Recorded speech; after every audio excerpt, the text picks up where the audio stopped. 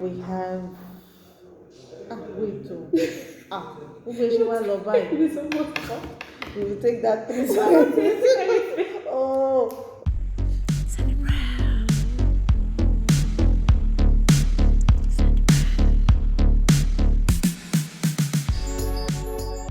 Hi you guys, welcome back to my channel. My name is Sandra and today's episode on Sit with Sandra, I have a beautiful guest with me. And if you remember, Sit with Sandra is an episode or a session where we talk honestly about mental health. I just ask my guests very few questions. I ask them very few questions and see what they know about mental health and how that is. All right, so Mrs. K, Hi. tell us about yourself. Hello everyone. Okay, my name is Kolawole. Married to Kolawole, so that's where the Mrs. came from. I'm an educationist, which means I impact lives of children in every way I can, academically, and with other values as well. Oh, that's amazing. Okay, so I'll just go straight to it so I don't waste too much of your time because I know you're a very busy woman. All right, so how are you feeling right now? Good. Oh, that's good. That's good. I think she's not nervous, unlike the last guest. Okay, so when did you first hear about mental health? Okay, so part of what I do as an educationalist, so my current student, I teach in a sixth form college, which means that I get to work with foundation students. Most of the students do research on global issues, and one of the topics that they have to deal with, that they have to research on, is mental health. So I think I had more insight into what mental health was. But if you really talk about mental health, everybody feels that once you talk about mental health, you're talking about maybe people that have something wrong upstairs. Oh, okay. So that brings me to the very next question. This question number 2. So what do you think mental health is? What is mental health to your own understanding?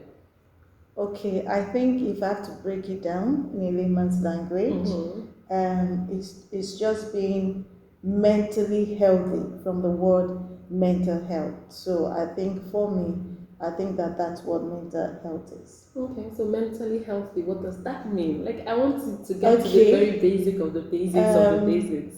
So just like I said, I was fine. It means initially, it means that to an extent, every other thing that I have going on around me, from my thought to my opinion to my conception of things, it's in the normal frame of mind. So I'm not being pressured right now to speak. I'm not going through any pressure. I did not pressure her. No, she didn't pressure me. Yeah, so I feel that is being in your right frame of mind. I slept well yesterday night, woke up sound this morning. So that is me being, so because of that, I'm mentally healthy right now.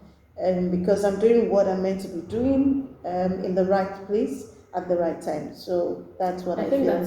I think that's beautiful because that's something else people don't understand. We undervalue sleep a lot. Yeah. People don't know that because sometimes when people come into my therapy sessions, one of the first questions I ask them, especially when they come in for, I don't know how I'm feeling, I don't know what's wrong. One of the first questions I'll ask you is, how has your sleep been? How have you been eating? Have you been eating too much, too little, or not eating at all? Have you sleep been? Have you been getting only 2 hours of sleep? People don't understand the importance of these things to their mental health. True. I love that. Thank you very much for bringing that up. Okay, next question. Who do you think is most likely to get a mental health issue or a mental disorder? So are you talking about either female or male, age-wise? Anybody in the whole world. I think. Who do you think? I think anyone, everyone. You have children who are abused, and so they can be mentally ill. In quotes, you have adults who have gone through a broken childhood, so they could also be going through a mental challenge. And then when you talk about mental illness itself, it can stem out of anything. It can stem out of an experience. It could be an accident. We could have some level of genetics, which affects the way people mentally process things, or level of fitness mentally. So I feel that it can affect anyone, irrespective of the age, irrespective of the gender as well. I love that response. You see how academicians think. I asked her a simple question on who is most likely to get who is most likely to get diagnosed with a mental health disorder, and she also answered the causes of mental health issues, which most people don't, because truly. Genetics is a huge factor when it comes to some causes of mental health issues, and that's very good. I highlighted that I've answered both questions at the same time, so I get to ask you another question. Okay. All right, how do you manage your mental health as a Nigerian, constantly being in communications with children and young people? How do you manage your mental health? So for me, so one of the things is that personally, I found that okay, like I was in a discussion with some people earlier today, and I had to tell them that all of us, we are all product of our experiences, what we have been through in life, and so it's important for me to be self-aware, to know myself, and that helps me to know how to manage every other person or everything around me. So because I'm learning, I'm still a work in progress, I'm learning to understand myself a bit better. I know the things that could break me. I know the things that could tip me off. And so it's just to make sure that I try to avoid those things. And I look for things that get me happy, look for things that do not weigh me down. I want to listen to music sometimes. I want to just, be in the right place that I'm meant to be. So because of that, I feel that personally, that's how I've been able to manage my mental health. All right, thank you so much, because I feel like that's something else, and I mention it every time on this channel. A lot of people who have been on this channel for a while is knowing your triggers, because that's one of that's the number one thing when you are on your progress to finding, getting your mental health in check. You need to know what those triggers are. What are the things that tip you off? What are the causes? What are those things that are pushing your buttons every Okay, can I second? give an example? So, for example, personally, okay, I'm very tall by height, and I was actually bullied a lot when I was much younger. But then, let me just say that I found myself in some right circles and some right places. I was very involved with church, and so I was involved with missionary work. I had some people who had love in them, and so I was able to find a good place to heal some of the level of brokenness that I had in me. And so because of that, it was easier for me to create a particular space around me that helps me to deal with this.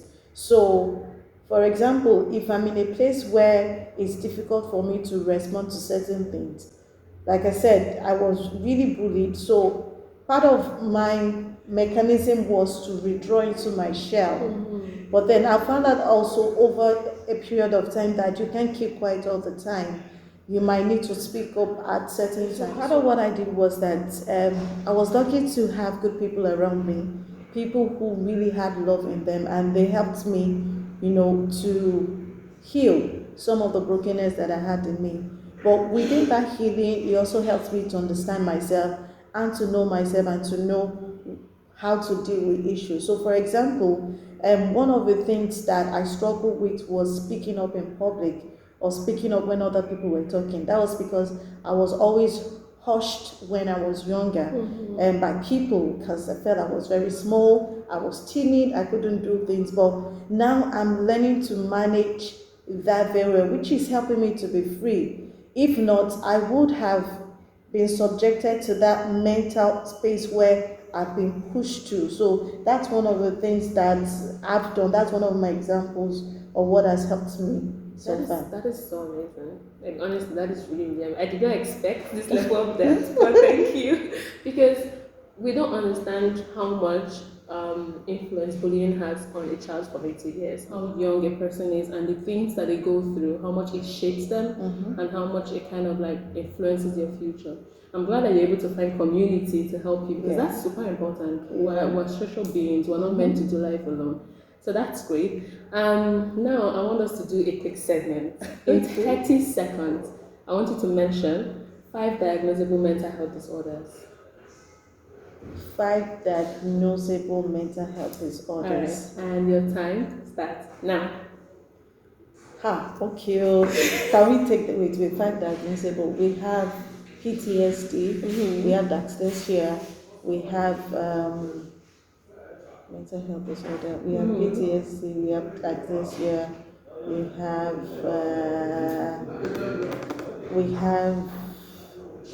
wait where she was love by. We will take that 3 seconds. Help me with it. Okay, I know PTSD. I know that we have You mean dyslexia? we have dyslexia.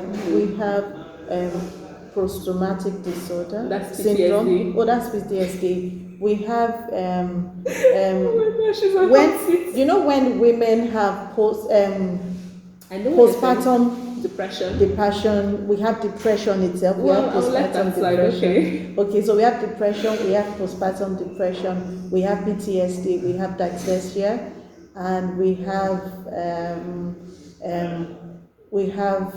no. Hold on. We have